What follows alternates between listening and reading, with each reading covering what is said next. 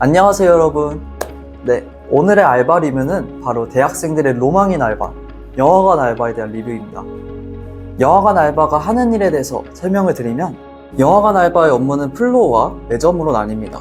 플로어의 경우 티켓 검표, 영화관 온도 체크, 광고나 영화가 제대로 상영되는지 체크하는 역할을 합니다. 영화관 알바를 하면 그날 영화 상영 일정이 적혀있는 타임테이블을 받게 되는데, 이 타임테이블에 따라 광고 체크, 영화 상영 체크, 상영관 퇴장 청소를 해야 합니다. 여유 있는 시간대에는 서비스 테이블 물품 리필, 로비 청소 등을 하며 대부분의 업무가 단순한 업무들이라 일을 익히는데 큰 어려움은 없지만, 업무 특성상 영화관 이곳저곳을 돌아다녀야 해서 활동량이 많고 주로 다른 알바생들과 떨어져서 근무하기 때문에 업무 중에 많이 심심하고 외로움을 느끼곤 합니다. 또한 플로어 업무 특성상 영화관에 자주 들어갔다 나갔다 해야 되기 때문에 영화 스포를 당할 가능성이 굉장히 높습니다. 매점 근무의 경우 팝콘, 핫도그, 오징어, 에이드 등 영화관에서 판매하는 모든 음식을 만들고 판매하는 업무를 맡습니다. 카페 등의 알바에 비해서는 음식 만드는 일이 비교적 수월한 편이지만, 영화관 알바의 특성상 영화 시간에 맞춰 손님들이 한 번에 몰리기 때문에 손님이 많은 시간대에는 정말 바쁘고 정신없이 일을 해야 합니다. 그래도 매점은 플로어 업무와 달리 여러 명의 알바생들과 같이 일하기 때문에 알바생들과 친해질 기회도 많고 비교적 지루하지 않게 근무를 할 수 있습니다. 시간대별 근무 특징에 대해 설명드리면, 먼저 첫 번째, 오픈 근무의 경우에는 주로 8시쯤에 출근을 하며 전날 정리해뒀던 것을 다시 진열하고 음식을 준비하는 등 오픈 준비를 해야 합니다. 오픈 근무의 장점이라 하면은 비교적 사람이 한가한 시간대에 일을 할 수 있다는 점과, 그리고 업무가 종료된 시간이 오후 시간대이기 때문에 남은 하루를 알차게 쓸 수 있다는 점이 장점입니다. 미들타임의 경우에는 사람이 제일 많이 붐비는 시간대입니다. 사람이 많으면 정신이 없고 할 일이 많은 거 아니야? 라고 생각할 수 있지만, 물론 맞습니다. 하지만 영화관 알바는 근무 중에 핸드폰을 사용할 수 없고, 그리고 자리에 앉을 수가 없거든요. 그렇기 때문에 오히려 사람이 적으면 한가해서 지루하고 시간이 안 가기도 하는데, 미들 근무를 하면은 사람이 많고 정신없기 때문에 시간이 좀 빨리 간다는 장점을 있는 것 같습니다. 그리고 마감 근무의 경우에는 대부분 심야 수당과 심야 교통비를 주는 시간대가 겹치기 때문에 다른 시간대와 비교했을 때는 알바비가 좀 더 많은 편입니다. 하지만 알바비가 많은 만큼 마감 근무가 좀 힘든 편입니다. 그날 사용했던 모든 식기구를 다 설거지해야 되고, 그리고 그날 나온 쓰레기도 다 처리해야 되고, 매장도 다시 한번 청소를 해야 되고, 마감 근무를 해야 되면 해야 할 일이 좀 많습니다. 영화관 아르바이트를 하기 위해서는 대부분 면접 단계를 거쳐야 합니다. 영화관 알바 면접의 난이도를 설명드리면, 솔직히 말하면은 그렇게 난이도가 낮은 편은 아닌 것 같아요. 제가 지금까지 봤던 면접들 중에서는 그래도 난이도가 좀 높은 수준에 속하는 면접이었던 것 같아요. 하지만 지금부터 제가 주는 꿀팁들을 잘 숙지하고 가시면 걱정할 필요 없습니다.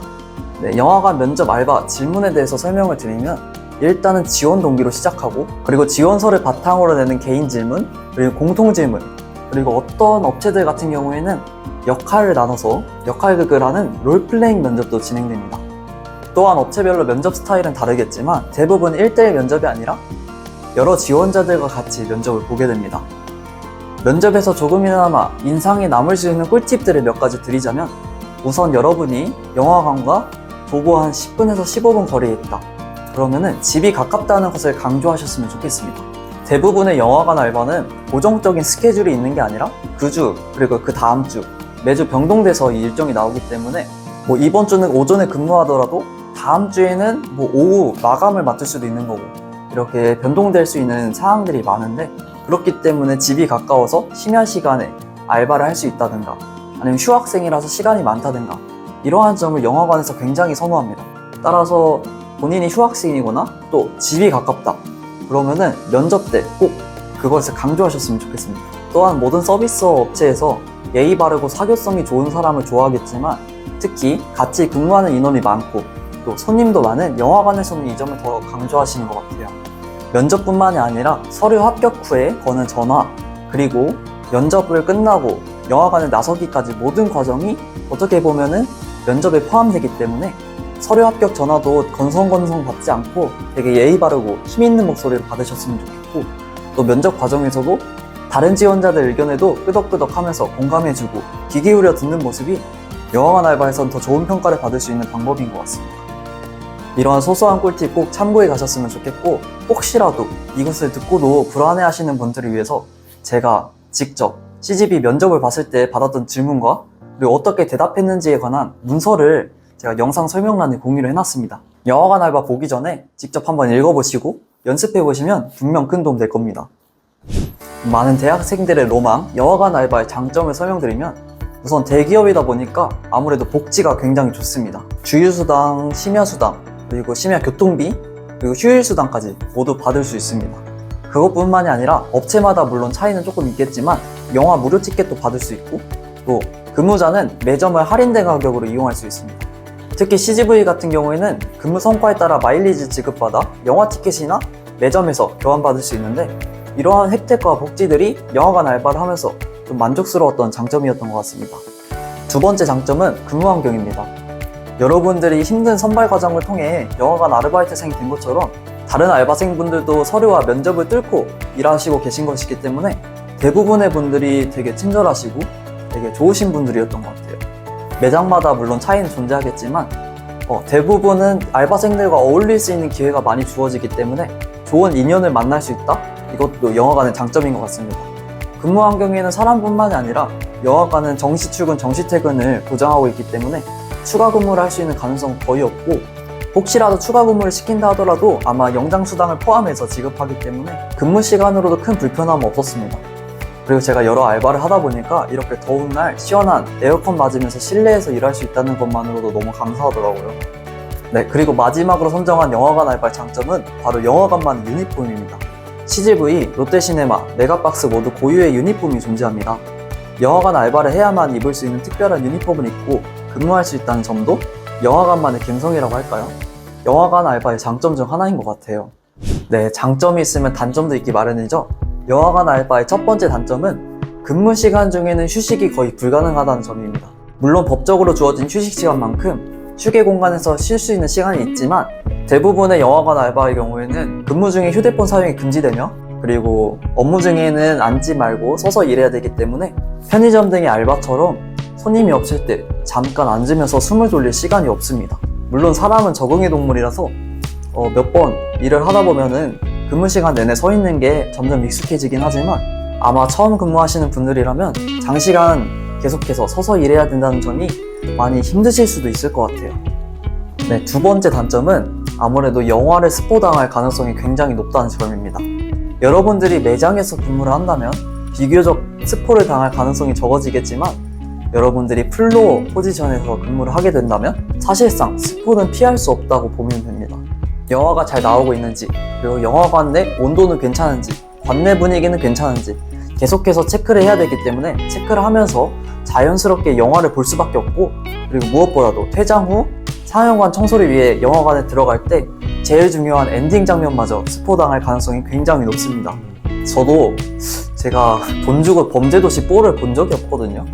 근데 영화관 알바를 하면서 왠지 내가 다음 대사를 알고 있고, 그리고 엔딩곡을 따라서 부르고 있고, 그런 저의 모습을 발견할 수 있었습니다. 마지막 단점은 아무래도 손님을 많이 대해야 되는 알바다 보니까 진상 손님을 상대해야 되는 경우가 비교적 많은 것 같아요.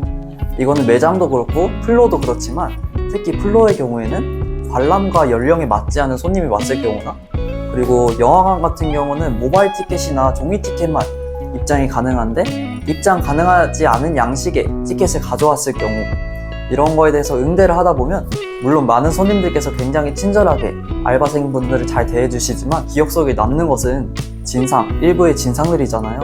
그렇기 때문에 진상 손님들로 인해서 조금 상처를 받을 수 있다? 이것이 영화관 알바의 단점인 것 같습니다.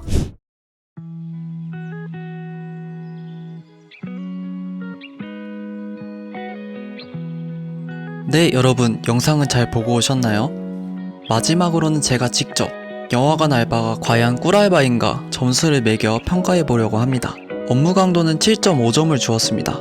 물론 인간은 적응의 동물이지만 근무 시간 내내 서 있으면서 이것저것 많은 업무를 수행하는 것이 육체적으로 많이 힘들었고, 사람이 없어 한가할 때에도 핸드폰도 없고 앉아서 쉴 수도 없기 때문에 시간이 너무 안 가서 정신적으로도 힘들었던 것 같아요.